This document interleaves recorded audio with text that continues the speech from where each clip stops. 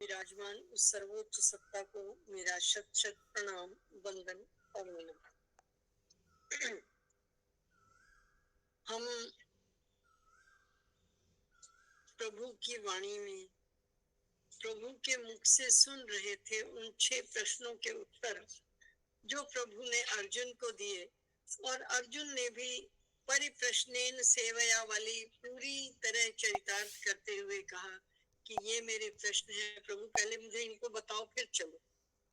इनमें से प्रभु ने 6 प्रश्नों के उत्तर 2 श्लोकों में और एक प्रश्न के उत्तर के लिए 28 श्लोक बताए कि जो इसमें भी प्रभु ने ये दिखाया है कि किस तरह से जो हमारे कल्याण की भावना से किए गए प्रश्न हैं उनको मैं कैसा देखता हूँ, इसी तरह जो कल्याण की भावना से किए गए कर्म हैं प्रभु उनको भी ऐसा देखते हैं। तो हमें अपने कर्मों को लोक कल्याण की भावना से करते हुए कर्म की ओर कर्म करना चाहिए। इसका भाव तो यही आया यहाँ से, क्योंकि कर्म क्या है? कर्म वो है जो आपके अंदर था, जिसके भाव को आपने प्रकट किया या विसर्ग किया। उस विसर्ग के बाद जब उस कर्म की जो गति है वो कर्म कहलाती है। कल भगवान ने बताया। उसके आगे प्रभु अधिभूत, अधिदैव और अधियज्ञ के लिए कह रहे हैं। अधिभूतं क्षरो भाव पुरश्चैवाधिदैवतम अधियज्ञो हमेवात्र देहे देह वृतांबरा। तो कहते हैं कि उत्पत्ति विनाश ऐसा जिसका धर्म है वो सारे पदार्थ अधिभूत हैं।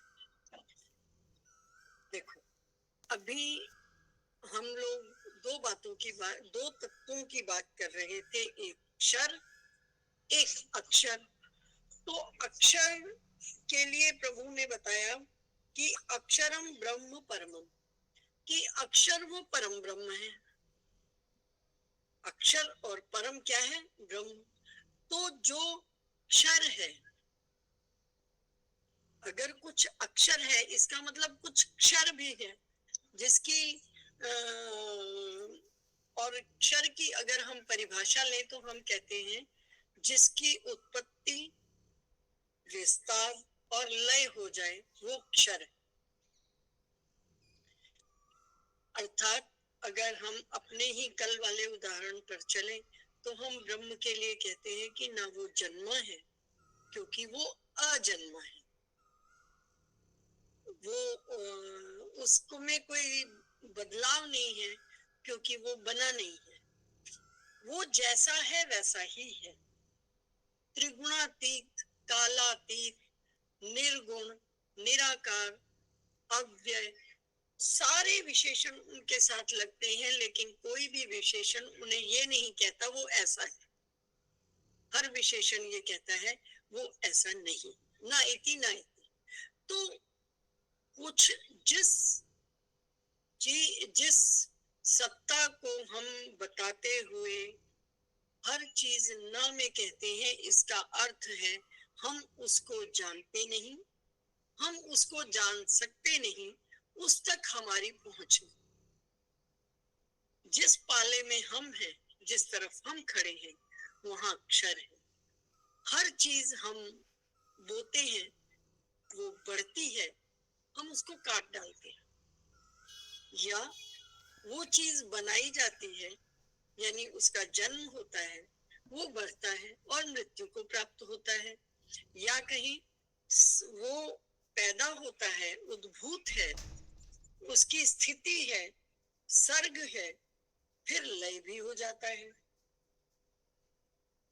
और इस स्थिति और लय यानी पैदा होना, बढ़ना और मृत्यु को प्राप्त होना, ये जिसके धर्म है वो है क्षर। हर क्षर पदार्थ जन्म लेता है यानी उसको घड़ा जाता है, उसकी कुछ देर उसकी सत्ता रहती है और फिर वो समाप्त भी हो जाता है। तो ऐसी क्या चीज है? ये संसार। ये संसार, क्योंकि ये उत्पत्ति भी है इसकी, इसकी स्थिति भी है और इसका लय भी हो जाएगा, ये हम सब जानते हैं। तो ये सारा अधिभूत हो गया। अधिभूत जो भूतों के बहुत नजदीक है। भूत क्षिति जल पावक गगन समीरा, इनसे जो ये रचित शरीर है, शरीर से अर्थ खाली हमारा शरीर नहीं, पूरा जागतिक जगत इन्हीं 5 तत्वों से बना है। और इन 5 तत्वों की जो सत्ता है उसको क्षर कहा गया। और वही क्या है, प्रभु कहते हैं अधिभूतम क्षरो भाव। जहां पर बनना, स्थिति होना और लय होना है, वो सारा क्षर भाव में आता है, उसको हम कहेंगे क्षर। तो ये ब्रह्म से बिल्कुल उलट हो गया। ब्रह्म अक्षर है और ये क्षर है। अगर वो परम है तो ये अपरम हो गया कि इसके बाद बहुत कुछ और है। ये परम सत्ता नहीं है। परम सत्ता किसकी बताई गई? ब्रह्म की। तो अब वो ये कहते हैं कि ये जितने भी विनाशशील उत्पत्ति वाले पदार्थ हैं, ये सारे के सारे क्षर हैं। अगर ये क्षर है तो पुरुषश्च अधिदैवतम, और जो हिरण्यमय पुरुष है जिससे इस संसार की उत्पत्ति हुई, हिरण्यमयेन पात्रेण सत्यास्य पिहितम मुखम, कि हिरण्यमय पात्र से सत्य का मुख ढका हुआ है और वहीं से ही सृष्टि का आरंभ है। इसके लिए नासदीय सूक्त में भी आता है कि वहां पहले सत्य नहीं था, असत नहीं था, ये नहीं था, वो नहीं था, बाद में एक प्रकाश आया, उस प्रकाश से ये सारा ब्रह्मांड रच लिया गया। अगर हम वेदांत की तरफ आए तो वो कहते हैं प्रभु की एक इच्छा हुई, एक वो अहम बहुश्याम, और ये संसार पैदा हो गया। किसी एक से ये पैदा संसार मरण धर्म है, ये सदा रहने वाला नहीं है। क्यों? क्योंकि इसकी उत्पत्ति हुई है।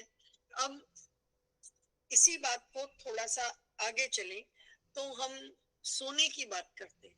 सोना एक तत्व है। मैंने कल भी कहा था, ये उदाहरण खाली समझने के लिए होते हैं। सोना एक तत्व है, उससे आपने बहुत सारे जेवर बनाए। उन क्योंकि जेवर बनाए गए, उनको घड़ा गया, तो वो कुछ समय तक रहेंगे भी, लेकिन एक दिन ऐसा जरूर आएगा जब वो जेवर खराब हो जाएंगे। आप उनको फिर से रिसाइकल कर दोगे, कुछ और बना दोगे, लेकिन वो नहीं रहेगा जो आपने बनाया था। मिट्टी का आप बर्तन बनाते हो, मिट्टी की 100 चीजें बनाते हो, और सब चीजों में मूल तत्व मिट्टी है, लेकिन जो ये बना, ये जो निर्मित हुआ, वो क्या है? क्षर है। लेकिन जो मूल तत्व है, मिट्टी कभी मरेगी नहीं, मिट्टी मूल तत्व है। इसी तरह अक्षर ब्रह्म चाहे मूल तत्व है, उसमें वो इसमें है। कल हम जहां उदाहरण पे थे उसके थोड़ा आगे चलें कि अगर क्या हम ये सोच सकते हैं कि लहर को पकड़ नहीं पकड़ सकते। लहर को पकड़ेंगे तो पानी हाथ में आएगा, लहर नहीं आएगी। और क्या हम ये सोच सकते हैं कि समुद्र में से लहर को निकाल दो तो क्या बचेगा? जीरो। फिर कुछ नहीं बचेगा। जल निकाल दो, कुछ नहीं बचेगा। इसी तरह से आप आभूषण में से सोना निकाल लो, क्या बचेगा? जीरो। इस ब्रह्म से जिस क्षर की निर्मिति हुई है, इस ब्रह्मांड में से ब्रह्म निकाल लो, क्या बचेगा? उस अक्षर ब्रह्म से ब्रह्म की निर्मिति ही हुई है, पर जिसकी निर्मिति हुई है वो जाएगा जरूर, और जो जाएगा उसको हम कहते हैं क्षर। इस क्षर में, अक्षर में भी क्षर है। अक्षर लिखा है, आ को काट दो, क्षर बचा। तो जब हमारे में से मतलब इस जागतिक जगत में से, इस ब्रह्मांड में से अगर ब्रह्म को निकाल दिया जाए वो मूल तत्व है। उस मूल तत्व के निकलने के बाद जीरो बचेगा, कुछ नहीं बचेगा।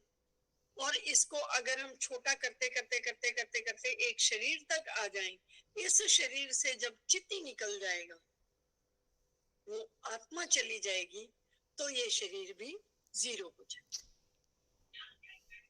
तो हमारे ये उस प्रश्न का उत्तर है जो कल पैदा हुआ था कि अक्षर से पैदा होके हम क्षर कैसे हो गए। हम भी अक्षर हैं, पर जिस छोटे पात्र में हमें डाला गया है, अक्षर वहां है। जब वो चला जाएगा तो ये जो क्षर है फिर क्षर हो जाए और इसकी सत्ता जीरो। उसके बिना ब्रह्मांड नहीं। ब्रह्मांड से, ब्रह्म से इस ब्रह्मांड का निर्माण हुआ है। तो जिस ब्रह्मांड का निर्माण हुआ है, जब कोई चीज बनेगी तो बिगड़ेगी जरूर, ये पक्की बात है। तो उन्होंने कहा हाँ, ये सत्य है कि उस अक्षर ब्रह्म से इस जीव की या इस जागतिक जगत की या ब्रह्मांड की निर्मिति है। पर अगर उसमें से ब्रह्म तत्व को निकाल दिया जाए तो जीरो है, फिर कुछ नहीं बचेगा। तो इसका मतलब सत्ता किसकी हुई? ब्रह्म की। और ब्रह्म अक्षर है। तो जो इस पिंड में ब्रह्म है, उसकी सत्ता यहाँ भी अक्षर ही है, वो परम ही है। हम नहीं जाने, हम नहीं माने, हम नहीं उसकी सत्ता को पहचाने, तो ये कोई बड़ी बात नहीं है। क्योंकि ये आंखें, ये कान, ये नाक, ये त्वचा, ये हाथ, ये जो पांचों ही हमारी कर्मेंद्रियां और उसके आगे ज्ञानेंद्रियां हैं, इन सबको ये क्योंकि बनी है तो ये बने हुए सामान को देख सकती है, बने हुए सामान को छू सकती है, बने हुए सामान के साथ रह सकती है। जो बना ही नहीं उसको कैसे देखेंगे? तो उसके लिए हमारी ये जिह्वा भी छोटी है, वो उसका गुणगान नहीं कर सकती। तो फिर एक सवाल मन में आता है जो यहाँ नहीं है। एक सवाल मन में आता है, यदि ये पांच इंद्रियां या हम प्रभु की सत्ता का गान नहीं कर सकते, प्रभु की सत्ता को बता नहीं सकते, तो क्या प्रभु की सत्ता नहीं है? ऐसा भी नहीं है। ये हम जानते हैं कि प्रभु की सत्ता है, लेकिन वो इतना तीत है, गुणातीत है, वो इतना अतीत है, इतना परे है कि इनकी पहुंच वहां तक नहीं है। इसलिए हम कहते हैं कि हम उसको नहीं बता सकते। नहीं बता सकते तो क्या वाकई नहीं बताया? नहीं बताया है। कैसे? ना इति ना इति, कि जैसा ये ब्रह्मांड दिखाई दे रहा है जिसका निर्माण हुआ है, और अगर इसी को हम वेदांत में कहें तो वो कहते हैं माया का पर्दा पड़ा है और माया के उसमें सब दिखाई दे रहा है। और जब हम इसके भी थोड़ा आगे चले तो तीन बातें आती हैं, तीन अवस्थाएं हम मनुष्य की बताई गई हैं, जागृति, स्वप्न और सुषुप्ति। तो इसमें से सबसे अच्छी जो सत्ता बताई गई, जो इन तीनों में से अधिक सत्य बताया गया, वो बताया गया स्वप्न। जो हम जागते हुए देखते हैं वो स्वप्न में नहीं होते, जो सुषुप्ति में होता है वो हम जागते हुए नहीं होते, लेकिन जो स्वप्न में होता है वो हमें जागते हुए याद रहता है। इसलिए स्वप्न अवस्था को सच माना गया, क्योंकि उसकी स्मृति हमें जागने के बाद भी होती है। यानी जागृत अवस्था में भी स्वप्न की स्थिति का हमें भान होता है, हमें ये पता। और अगर स्वप्न सत्य नहीं है तो उठने के बाद वो पसीना आ जाना, वो घबरा जाना, वो ये सारी चीजें क्यों? और इससे भी आगे जाएं तो अगर हमें सपने में प्यास लगी हो ना, तो हमारे एक कदम नहीं, एक हाथ की दूरी पे ही पानी रखा होता है, सब रख के सोते हैं। उस पानी से स्वप्न की प्यास बुझती नहीं, वो सपने का ही पानी मिलेगा तो प्यास बुझेगी, वो भी एक जगत है। और उसको वेदांतियों ने सबसे अधिक सत्य माना है, क्योंकि उसकी सत्ता दो काल में है। बाकी जागते हुए तुमने क्या किया, स्वप्न में बिल्कुल भूल जाते हो। अगर स्वप्न में आपका पैर टूटा हुआ है, कभी याद नहीं आएगा कि जागते हुए मेरे दोनों पैर थे, वो टूटा ही रहेगा। आप भाग ही नहीं पाते हो, कितनी ऊंचाई से गिरते हो, कुछ टूटता नहीं है। जागते हुए ये संभव नहीं है, गिरोगे तो टूट जाएगा। लेकिन स्वप्न में आप कितनी ऊंचाई से गिरते हो, सब ठीक है। और कभी कभी स्वप्न में आपको जब जागना आ जाता है तो आप ये भी जान जाते हो कि अच्छा ये सपना, तो उस स्वप्न को आप जागृत अवस्था में भी याद रखते हो। तो स्वप्न की सत्ता को कंपैरेटिवली ज्यादा सच माना गया, क्योंकि वो दो समय पे याद रहते। तो वो यहाँ ये कहते हैं अधिभूतम क्षरो भाव। अधिभूत क्या है, जो हमारे अंदर क्षर का भाव है, जो अक्षर नहीं है, वो अधिभूत है। अगर ब्रह्मांड निकाल दिया जाए तो जो बचता है वो क्षर है। क्लियर। फिर वो कहते हैं पुरुषश्च अधिदैवतम, ये जो हिरण्यमय पुरुष है जिससे इस संसार की सृष्टि हुई है, वो अधिदैव है। और हे अर्जुन, अधियज्ञो हमें वात्र देहे देह वृतांबरः, कि देहधारियों में श्रेष्ठ अर्जुन, मैं शरीर में वासुदेव ही अंतर्यामी रूप से अधियज्ञ हूँ। अब इस बात को समझो। वो ये कहते हैं कि अधियज्ञ कौन है, कि मैं। यज्ञ क्या होता है, हम कुछ देते हैं, बदले में वो वाला श्लोक याद करो, परस्पर भावयंता व, एक दूसरे को हम पालते हैं, कि हम देवताओं को कुछ देते हैं और देवता हमें कुछ देते हैं।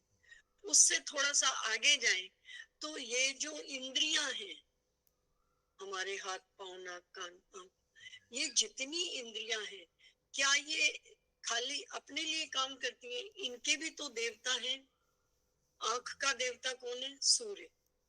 सूर्य से प्रकाश लेता है तब आंख देखता है, तो आंख का देवता सूर्य है। तो कभी तो ऐसा भी संभव है, क्योंकि देवता अशरीरी है, तो वो अपनी भूख प्यास या अपनी तृप्ति जो है वो कहाँ से करेंगे, जो हमारी इंद्रियां उनके लिए समर्पित करेंगी।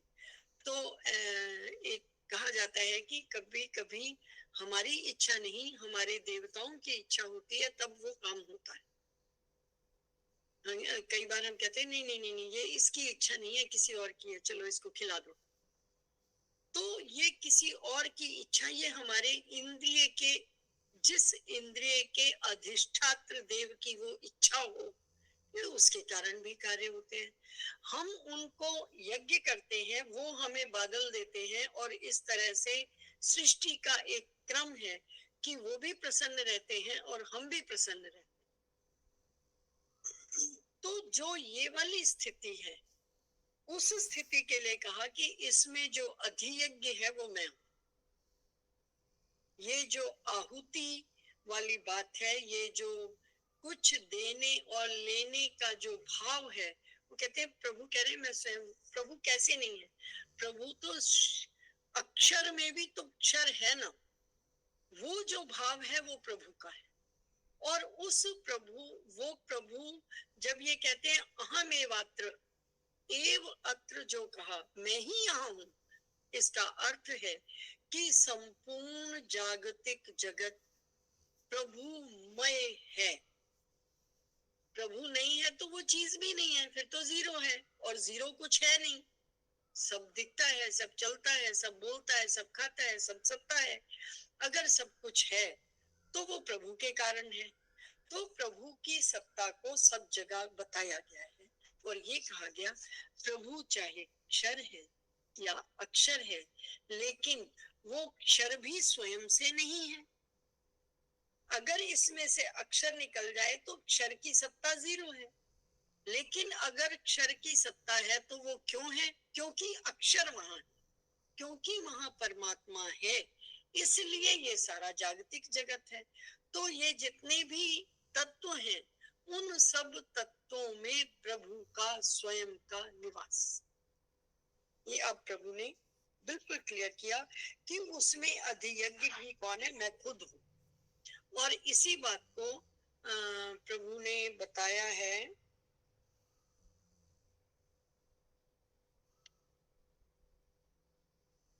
भोक्ता च प्रभुरेव च, जो पहला वाला दिमाग में अभी आएगा कि मैं ही भोक्ता हूँ, मैं ही प्रभु हूँ। किसी भी चीज के लिए दो चीजें होनी चाहिए, एक भोक्ता होता है, एक प्रभु होता है। क्यों कहते हैं भोक्ता च प्रभुरेव च, ये दोनों ही मैं हूँ, कोई दूसरा नहीं है, सब जगह मैं ही हूँ। और इसी सत्ता के लिए हम यहाँ तक प्रश्न करते आए कि हम प्रभु को जानना चाहते हैं। उस जानने में वो किस तत्व तक कहाँ है, किस तत्व तक हम हैं, और हम क्यों हैं, क्या वास्तव में हम हैं? नहीं, उसके बिना तो है ही नहीं, 0। यहाँ पर आके सिद्ध हो गया ना कि प्रभु की सत्ता के बिना तो हमारी सत्ता है ही नहीं। तो वास्तव में फिर वो किसकी सत्ता है? प्रभु की सत्ता है ना, क्योंकि प्रभु के ना रहने पे हम है ही नहीं। तो सत्य सत्ता किसकी रही? प्रभु की। और वो क्या है? वो अक्षर है और वो परम है। ये ऐसे प्रभु, उनकी सत्ता ही है। तो वो कहते हैं अब 6 प्रश्नों का उत्तर प्रभु ने दे दिया और 7वें प्रश्न के उत्तर के लिए 28 श्लोक बताए। वो ये कहते हैं अंत काले चमामेव स्मरण मुक्ता कलेवरम यह प्रयाति समद्भावम याति नास्तस्य संशय। जो पुरुष अंत काल में मुझे स्मरण करता हुआ शरीर को त्याग जाता है, वो मेरे स्वरूप को प्राप्त होता है। जो अर्जुन का 7वां प्रश्न था कि मरते हुए आपकी स्मृति कैसे होती है, प्रभु ने कहा कि जब अंत काल आता है तो जो आपकी बुद्धि में होता है, जो अंत काल में आप सोच रहे होते हैं, आप वैसे ही हो जाते हैं। कैसे हो जाते हैं? और प्रभु का नाम कैसे आएगा? प्रश्न तो यही है कि अंत काल में प्रभु आपका नाम कैसे आएगा? बहुत बढ़िया बात है कि सारी जिंदगी कुछ भी करो, अंतिम समय में आप अपनी नासिका के अग्र पर ध्यान लगाओ, भुवों के बीच में प्रभु को देखो और मर जाओ। वाह क्या बात है। लेकिन क्या इस तरह प्रभु का नाम आ जाएगा? उसके लिए उन्होंने कहा ना, यह प्रयाति मद्भावम, जो मेरे भाव में रहता है उसको ऐसा आता है, जो मेरे भाव में नहीं रहा उसको ऐसे आएगा नहीं। तो इसके लिए एक बहुत दो उदाहरण दिए जाते हैं। एक तो जड़ भरत जी का उदाहरण दिया जाता है, जो सारी जिंदगी प्रभु का ध्यान करते रहे, प्रभु का स्मरण करते रहे, प्रभु की सेवा में लगे रहे, और अंत काल में वो एक नदी पर नहाने गए थे। अंत काल में नहीं, वो पहले ही नहाने गए थे, और वहां पर एक हिरन था, हिरनी थी। वो उसका प्रसव होने वाला था या गर्भिणी थी, गर्भिणी तो थी ही, प्रसव होने वाला था या नहीं ये मुझे याद नहीं। ये उसमें आती है भागवत जी में। वो भगवत और भागवत में मुझे एक बार सोचना पड़ता है। तो भागवत जी में ये कथा आती है कि उन्होंने सोचा, उन्होंने देखा कि वो हिरनी, उधर शेर की आवाज आई, तो हिरनी अपनी जान बचाने के लिए नदी में कूद पड़ी। कूद पड़ी तो कुछ ऐसा हुआ कि वो उसका प्रसव हो गया।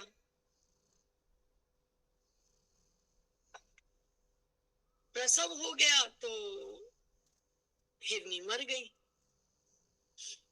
अब ये दृश्य देख रहे थे जड़ भरत जी, उस समय उनका नाम भरत। भरत जी ये दृश्य देख रहे थे, ये ऋषभ के पुत्र हैं, और इन्होंने देखा कि हिरनी मर गई, बच्चा, तो उन्होंने जाके उस बच्चे को बचा लिया, आश्रम में ले आए, उसके खाने पीने का इंतजाम किया। फिर उनको उनसे मोह हो गया और वो धीरे धीरे धीरे धीरे उसी की सेवा शुश्रूषा में लगे रहे। अपने जो नियम ध्यान थे वो उस शुश्रूषा में त्याग दिए। अब उन अब जिस समय उनका अंत समय आया, उनका ध्यान उस हिरण में था, तो वो अगले जन्म में हिरण बन गए। हिरण बन गए तो क्योंकि इस जन्म की उनकी बहुत पावन स्मृतियां थी, बहुत अच्छे से सारी जिंदगी उन्होंने वो किया था, तो उनको सब याद था। फिर उस देह को भी उन्होंने त्यागा, तो उस देह को त्याग कर वो एक ब्राह्मण के घर पैदा हुए थे शायद। मेरे को देखनी पड़ेगी ये कथा पूरी, मुझे ध्यान नहीं आ रही। वो जहाँ पैदा हुए वहां पर उसके भाई थे, तो उनको अपनी पुरानी स्मृति याद थी, तो हाँ, ब्राह्मण के घर में थे, क्योंकि उन्हें वेद पाठ वगैरह कराने के लिए भेजा गया था। उन्होंने कोई भी मंत्र याद नहीं किया था। ब्राह्मण के घर होंगे तभी ऐसा हुआ होगा। उनको ये लगा मैंने अब इस जन्म में कर्म करना ही नहीं, तो उस समय उनका नाम जड़ भरत दिया गया कि ये जड़ है, ये याद नहीं करता, ब्राह्मण के घर में होके वेद नहीं पढ़ता, कोई मंत्र याद नहीं करता, कोई श्लोक याद नहीं करता, और जड़ कह दिया गया उनको। सारे काम धंधों से अलग, मतलब जो घर का जैसा भी, मतलब लेबर गिरी का काम में लगा देते थे, उनको किसी भी काम में लगा देते थे। चल तू ये करा, चल तू ये करा, चल बाजार से ये ले आ, अच्छा तू अब ये कर दे। थोड़े दिन हुए, भाभियां आ गई। अब उन्होंने सोचा कि ये बहुत डिस्टर्ब करता है, और अपना तो अपना पड़ोसियों का काम लेके बैठ जाता है, वो किसी के भी काम को कर देते थे। इनकी 2-3 कहानियां आती हैं। और तो एक कहानी में आता है कि ये इनको ना एक बार खेतों में भेज दिया कि तुम वहीं रहो, तुम्हारा खाना हम वहीं भिजवा देंगे और तुम खेतों की रखवाली किया करो। ये माता पिता को बहुत प्रिय था खेत, तो तुम अगर ये करोगे तो समझो तुमने माता पिता की सेवा की। इनको कोई फर्क नहीं पड़ा, ये बिल्कुल निर्लिप्त भाव से वहां करते रहे। कहते हैं एक दिन ये मुंडेर पर बैठे थे और कुछ डाकू टाइप लोग थे, उनको बच्चा चाहिए था, उन्होंने कोई बलि देनी थी, किसी को तैयार किया हुआ था, और उनकी बलि का जो पुरुष था वो भाग गया। तो वो किसी अन्य को लेने के लिए गए, तो ये मेड़ पर बैठे हुए थे, इनको बांध के ले गए, चल भाई तेरी बलि चढ़ाएंगे। इन्होंने कोई प्रतिकार नहीं किया, ये वहां चले गए। और कहते हैं कि जब इनकी बलि चढ़ने लगी तो देवी प्रकट हो गई। क्या हुआ? देवी प्रकट हुई और इनको मरने से बचाया था। ये इनके कर्मों का परिणाम था। एक कथा ये आती है, एक कथा ये आती है कि वो जो जिनके कारण ये जड़ भरत हुए, मृग, जिस बच्चे की ये सेवा किया करते थे, कहते हैं कि वो एक राजा बना, विद्वान बना। और क्योंकि वो बहुत अच्छे वातावरण में आ गया था, तो वो अपना जो देखता था उसका ध्यान उधर था, तो वो एक बहुत विद्वान व्यक्ति बना। वो विद्वान व्यक्ति अपने उस पे क्या बोलते हैं, कहा, जिसको कहार उठाते हैं, पालकी पर बैठकर कपिल मुनि से ज्ञान लेने जा रहे थे, तो रास्ते में एक कहार की मृत्यु हो गई। तो कहते हैं कि एक इनको कहार चाहिए था, तो आसपास ढूंढा, जड़ भरत जी दिख गए, इनको लगा दिया। अब इनको पूरा ज्ञान था, और ये अपने पैर को बड़े बचा बचा के चल रहे थे कि नीचे कोई कीड़ा नहीं मर जाए, मतलब वो अब हर पाप से बच रहे थे, और इनको हर जन्म की स्मृति थी। उस पाप से बचते बचते क्या हुआ कि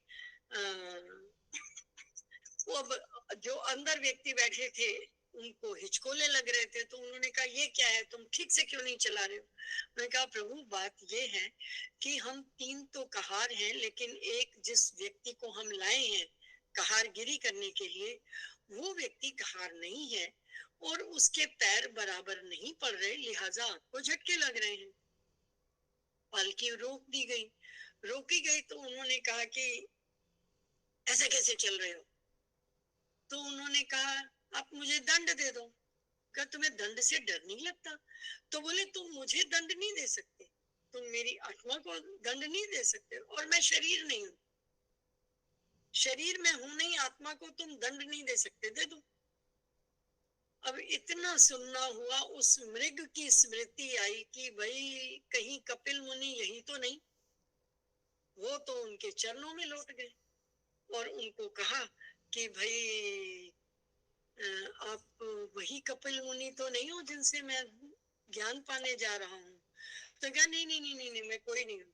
अब फिर इस तरह से इनकी 1-2 कहानियां और हैं। तो कहने का भाव यहाँ ये है कि अंत काल में व्यक्ति जिस स्मृति में रहता है वो उस स्मृति को पाता है। इसी बात को हम उस वेश्या वाले प्रसंग से भी, गणिका और साधु के प्रसंग से भी जान सकते हैं कि वो अंत काल में उस गणिका के दिमाग में था सुए राम राम बोल, सुए अब तो बोल मैं मरने जा रहा हूं। तो उसकी बुद्धि, चाहे उसमें स्वार्थ छिपा है क्या, कि मुझे सुए ने राम राम बोला और उन्होंने मुझे उपदेश दिया और मेरी गति हो जाएगी, कर्म तो जैसे है मेरे नहीं है। और उधर वो साधु बेचारा, उसके दिमाग में ये रहने लग गया अब आज कितने ग्राहक आए, हालांकि उसकी बुद्धि बहुत पवित्र थी।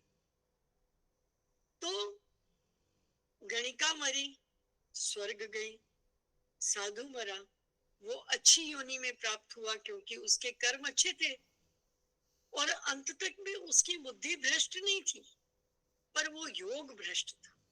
जिस रास्ते पे जा रहा था उस वहां से टलना नहीं चाहता था। और इस ज्ञान को विवेकानंद जी के गुरु परमहंस जी जानते थे।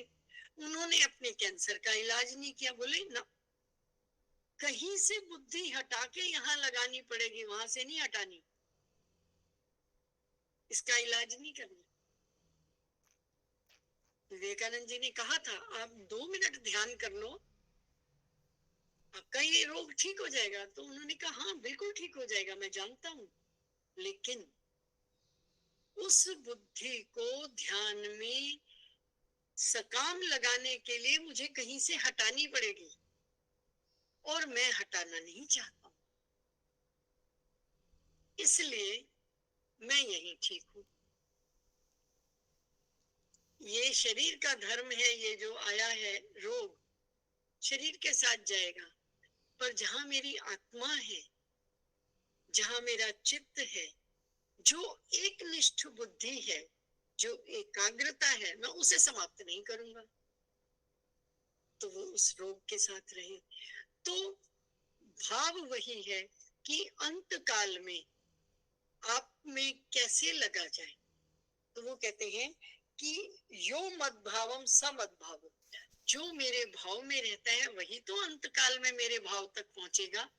सारी जिंदगी आप कुछ और करो और अंत काल में थोड़ा सा कुछ चूक हो जाए तो आपको तभी भी आपको अपने कर्म तो सारे भुगतने पड़ते हैं ना।